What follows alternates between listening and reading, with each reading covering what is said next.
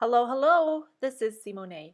I am back with another Journal with Me video, and today I am going to journal about the Sandal Scandal. This is the photo that I'm going to use for this part, and I will talk a little bit more about the story behind this later on. But now I'm just showing you the products that I'm going to use. These are some leftover die cuts that I had in this We Are Here die cut pack from Simple Stories. I bought it last year and I found it in my stash and I thought, wow, this works perfectly with the June Daisy Dori. And now I'm just showing you all the other things that I have here. Most of this is actually part of the May Day in the Life kit from Coco Daisy. Now this is this is a sticker that came on my new sandal box, and the other brown cardboard kind of thing is something that was in my sandal box. And now let's speed this thing up and get the journaling going. So I'm going to work on the right side of the page first, and I decided to just add this strip of green patterned paper that actually came in the Coco Daisy planner kit for June, and I'm covering up the Simon bunny. It was not intended, it could have stayed there, but the way I intended the layout of this journaling spread to be, he was just going to be covered up. This was the instruction that came in my new sandals, and I decided to add this as a tip-in into my notebook. And I really like having washi tape on both sides of the tip-in, just so that it doesn't fall out as easily. And I really liked that Just Go journaling card. It also is from a Coco Daisy kit. It might be from the May kit, but it could also be from June. I don't really know. I just know that it's from Coco Daisy.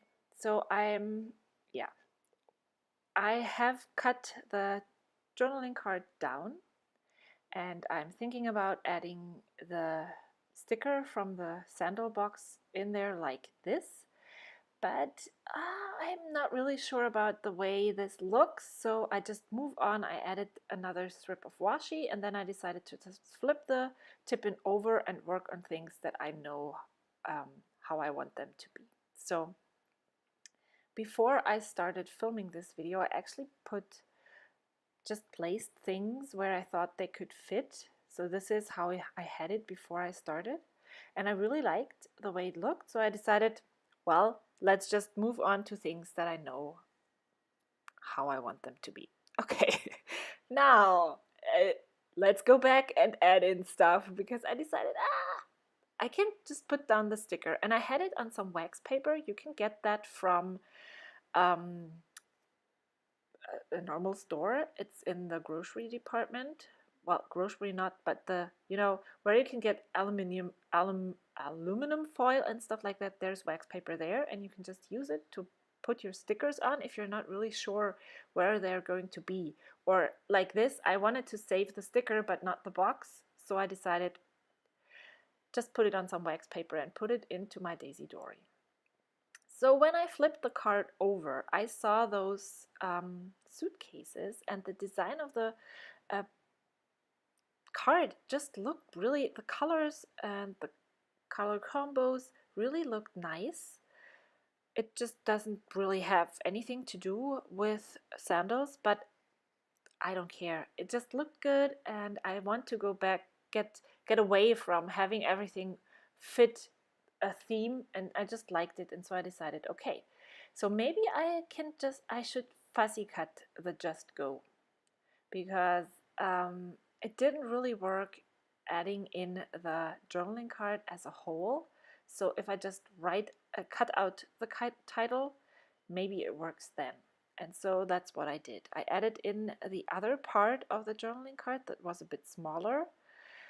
Then I added a label just for design purposes, and now I'm looking for a good place for the Just Go. and I don't want the just go to be visible from when the tip-in is closed. I think so, at least. So yeah, so I make sure that that works out. Done. Going to journal later.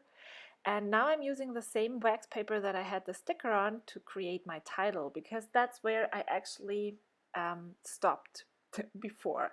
I didn't really know how to what stickers to use. I wasn't sure about the gold. I'm not a very glittery girl, so yeah, gold is always hard for me to use. But then I decided to just go ahead. I had the stickers, just use them. They work well, and I decided to make a fun title made up from different alphabets.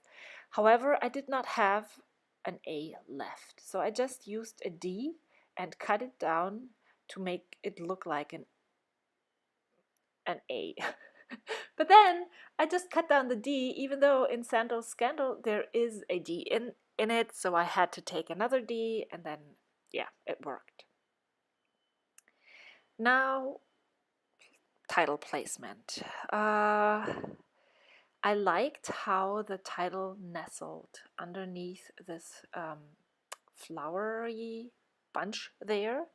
And so I'm going to make sure that it works out like that. That's a really good way to use wax paper, because you can actually like build your title and put the letters down and then move them around on the page. You can squish them together more closely, and you know where to start writing your title. And I really, really like that. And in this instance, it was the perfect thing to use.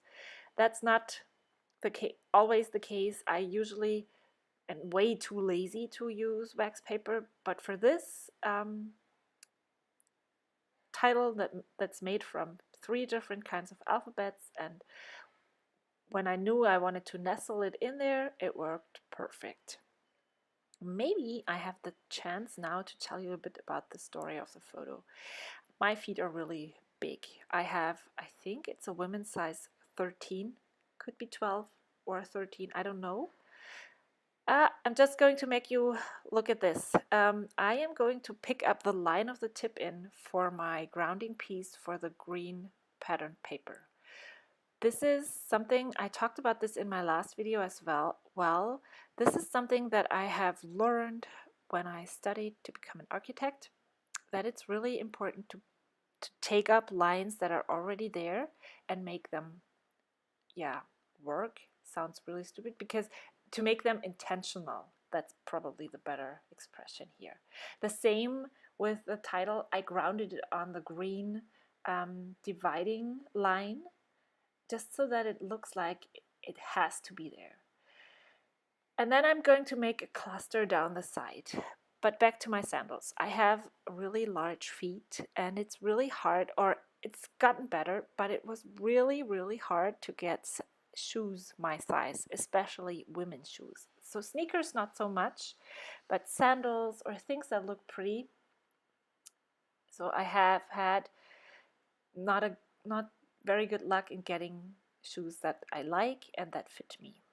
So when I bought these Birkenstock sandals, I actually bought 2 pairs. 2 years in a row I bought one of those pairs, and now the last one fell apart, and I was really, really afraid that I wouldn't have any sandals with a string behind my what is it called? Like, yeah, you have slip-in sandals, like flip-flops and stuff. I like those too, but I want some that go behind the foot as well. And that was my last pair.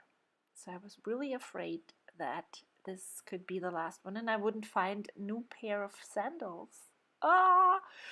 I threw them away, and then 3 days later we went to Lake Tahoe, and we went into a really cool looking outdoor store, and they had those sandals that you see on the other side that I talked about, that I created before.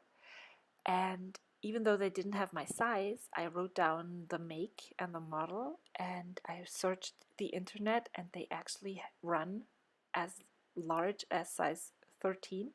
So I ordered them in 2 different sizes because you need to try them. And they fit, they are awesome, and I'm so happy that I found a new pair. And that's what I'm journaling about. And that's a really big issue for me because I have had large feet ever since I was little, and that was always a problem. So, yeah, that's why I dedicated a whole double page spread as well as a tip in to this incident. Um, I used a label on the other side, and I thought it would really look great or tie in the whole layout spread together if I had another label someplace, and it was also another way to put down some more journaling. And if you're interested in what kind of sandals these are, they are from CHACO. I will link the sandals in the description box below, and they are awesome. I love them, and I will buy another pair next summer. I think I'm almost at the end of my spread. Thank you so much for watching. I will be back with my flip through next week, and then I will start journaling in my July video. There are some close-ups for you. Thank you. I will see you next time. Bye.